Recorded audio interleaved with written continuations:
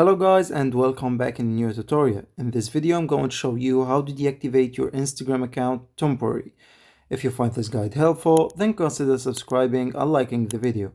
So let's get started. First go to your profile, then click on the three lines at the top right corner. From here go to Account Center, then scroll down and tap on Personal Details.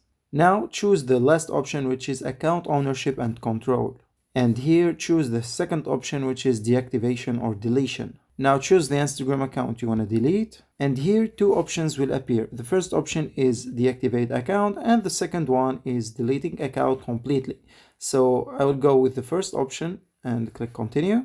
And here Instagram will ask you to enter your password. After entering your password, click continue, and Instagram will ask you about the duration of deactivation. Choose your own, then click continue, and you're done. I hope this video was helpful. Thanks for watching, and I'll see you in the next one.